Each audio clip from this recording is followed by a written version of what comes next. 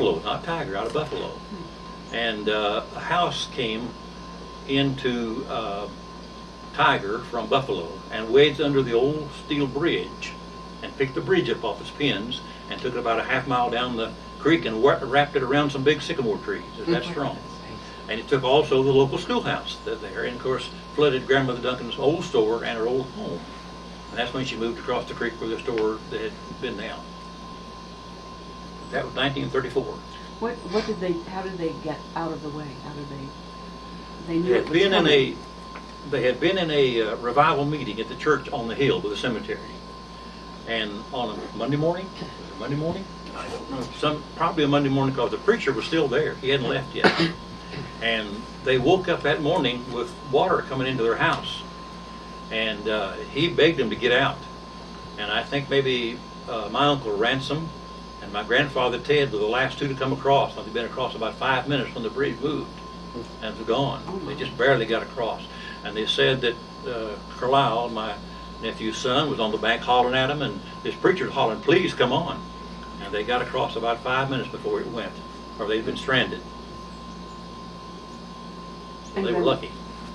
And then what happened after that? They had to rebuild? Or? Well, they came across on the other side of the creek, which is higher, and a little house up on the bank. They used that little house for their home to live in for a couple of years, and they rebuilt the store out of an old crib and a blacksmith shop and made a store out of it. And then later, the house that was below it was also a two-room crib, a log crib, and they made a home out of that. So they just improvised for a few years. Tell me about the Bradford house. Wasn't there a family who lived next door? The last name was Bradford. Up on the hill, that would the have been lodge. That'd been full of it. I think she's talking about up on where Dad said it was a lodge at one time, across the street. Was that the Bradford house? Was it? And they always called that the Rob Bradford house. Okay. I think that's what Dad. That's the house they moved into then after the 34 flood. Oh, is it?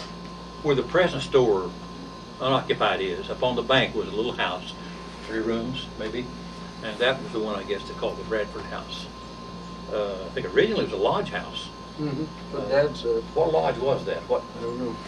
Odd Man's? Odd Man's. I think so. Odd Man's Lodge. And they used that little house for a home for a couple of I years. think the well's still there? Yeah, The outhouse? Yeah, no, I don't think it is. The well's still there. Okay. The old barn, the old sheep barn's still there. That's on the hillside above the store. And then, like I said, the house below the store was the corn crib. And they made the 2 rooms, the corn crib, into a 4-room house with upstairs later. That's where I was born at. Up on that hill, on the bank. My 2 oldest sisters. Right. You were. You were.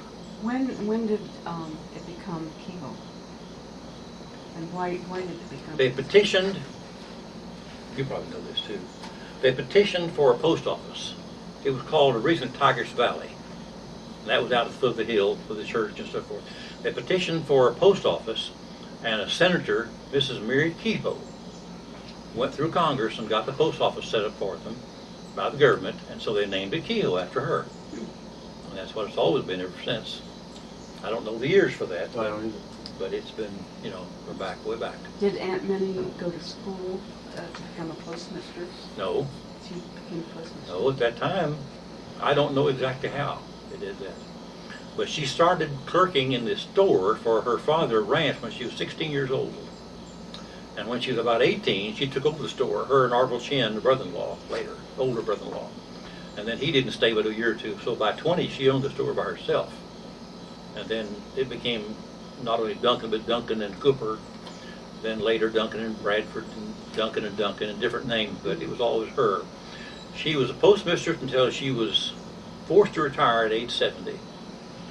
And she went ahead and did all the work, but her son Ewing officially took over the name and let her do the job. He held the position another 15 years, and she was about 85 when she had a stroke. She lived then another 9 years. She was 94 when she died. Tell me how the post office worked. Were there slots or boxes? Boxes. On one side of the store was the post office behind a cage, right? And boxes. On the other side of the store was the groceries. In the back of the store was shoes, clothes, that type of thing. hardware, and back in the back then was what they called a warehouse, where you kept the mule shoes and the plows and all that type. Barbed So, wire. yeah, barbed wire, feed, Uh-huh. and the post office was always kept separate. There was a section between them, and then naturally there was a stove between them where the men always, you know. Grandmother got real aggravated because every year she'd take 3 nail kegs and make a long popper board on those for a seat. And they'd cut that board in two every year. She'd have to replace it at least once a year. And she'd get so aggravated, those men sitting there telling tales and raising crops they didn't even know about, you know, and cut her board in two. And this was during the winter. Usually, Yeah. Yeah, usually. About how many men would there be? Oh, there'd be 4 to 6. Okay. Just, you know, sit around the stove and tell yarns and tales and ask about each other and Yeah. visit. Yeah. Yeah. They And they'd wait on the mail. And the mail carrier always came in after dark, seemed like. He came from Greenup to Guessling, and seemed like every night he came in late. It was always darker after, so she stayed there in the store until 8, 9, 10 o'clock at night. And then every night it seemed like she had to make what they called a money order remittance. If you went over $50 money orders at the time for post office, you had to file a remittance that night in books. And I've stayed with her many of the nights, held a kerosene lamp while she done her books and done her remittances till 12, 1 o'clock at night. She was always there till late. And then be back the next day. Oh, the next morning 7. And people would come and holler, you know, Miss Duncan, Miss Duncan. And that aggravated Granddad some when they'd do that. But they always, from daylight to dark, was busy in the store. Tell me the story about John, your uncle, who had a box there, and his uncle had a box there. Well, Dad told me the story That was his granddad. Yeah. My grandfather was John W.W. Cooper, and he was named for his uncle, John W.W. Cooper. And they had a box for the Coopers and one for the Duncans and the Kibbys and the Claxtons. And from what Dad said, that they would come in there and just sort through, and whatever was theirs, they would take. And my grandfather's uncle would, since they both had the same name, sometimes would end up with his mail, and he couldn't get it back. Wouldn't give it back to him. So he went to Greenup and had his name legally changed to John P. W.W. Cooper.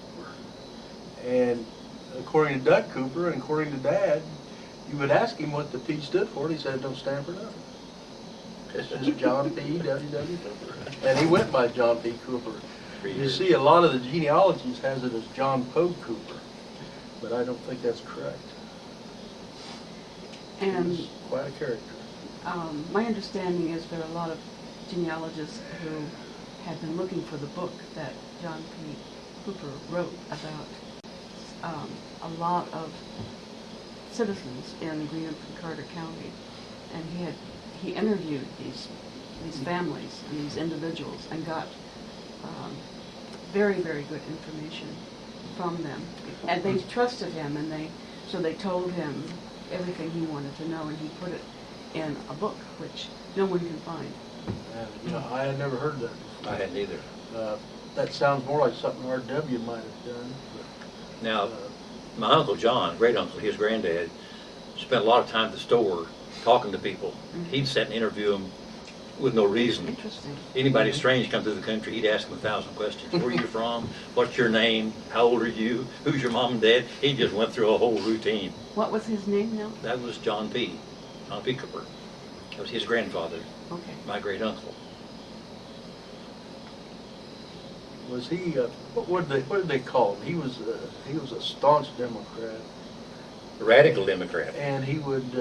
Yeah, radical. The story goes a lot of times he would go around to all the different places and give them a fifth of whiskey to vote the right way. Well, yeah, that's, he did that too.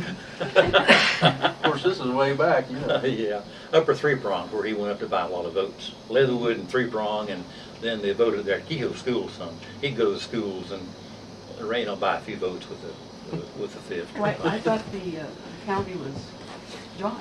Well, That didn't matter a whole lot. Old moonshine. A lot of this is white. It wasn't bourbon. White lightning. Yeah. Who was the one or several who made alcohol that you know of? They didn't tell anybody that. They just knew where to go. Yeah. As a squirrel, as a kid, you used to squirrel hunt a lot, and I've come on a few stills. But you're always careful to back away and not bother them. You just go out the way you came in and leave them alone. You don't know who they are. Mm-hmm. And just leave them alone, go away. Why, was it dangerous? No, it's revenuers Oh, I see. on non-taxed whiskey. I mean, it was dangerous for you to get close to them? Oh, you just didn't want to bother them because if they thought you was going to tell them or something, then, you know, you're in trouble. But you just didn't bother them. They'd shoot you? Well, I would have had that trouble probably, but I had enough respect for them, I wouldn't bother them. I didn't know who they were, and I just knew that there were some people who made moonshine, but I didn't bother them. Tell me about George Robertson, who was on Robertson Flat. Robertson Flats. Robertson Flats originally was Duncan's and Cooper's, owned it. George came in later. He came from the Frankfurt area, son of Fighting Sam Robertson, they called him. He came into the country from near Grayson, Iron Hill, on a farm called the Dean Flats, where my father was born. But they moved from there to the Kehoe area and bought the Robertson Flats from one of the Coopers, Fletcher Cooper. And he was there until he moved back to Somerset, Kentucky, somewhere about 1935 or 36, and my dad bought the farm from him. That's when Arch and Everett, my dad, lived on that area. George was married 5 times, had 4 sets of children. Of course, women didn't live that long back then. The longest marriage was Aunt Lizzie Burris, Aunt Lizzie Robertson, and she was the last wife he had in this area of Kentucky, and they had 2 sons, Mitchell and Bourbon. And then after she died, which she was a wonderful woman, she raised my dad and his 3 brothers. And then later he moved back to Kings Mountain and married again for the last. He was 87 when he died and really was in good health. He went out one morning in the fall, when it was frosty, in his shirt sleeves to cut wood for breakfast for the stove. And got hot and sweaty, got chilled, took pneumonia and lived about 4 or 5 days. And that's the end of him, that's what stopped. But several of the sons did move to Stanford in that area with him, Kings Mountain with him. So he had acquired a great deal of acreage. Probably 150 acres. Well, he owned 2 farms. He bought that Duncan farm that you all know about, where Jeff Duncan, he owned that too. And that's over 100, so probably a couple 150 acres of land in that area. I've heard Dad make the comment they went to Michigan every fall when they were 12, 13 years old on the Manistee River and cut timber all winter long. Made enough money to come back and put a crop in the next year. Feed their horses and cattle, use it all up and go back and cut wood again, timber again, in this next fall. At one time, Dad said that they were coming back from Manistee through Detroit, and they stayed overnight somewhere there with somebody. Granddad gave them 50 cents a piece to go downtown and look around. When they came back in that evening, he asked them for the change. So he was a tight man.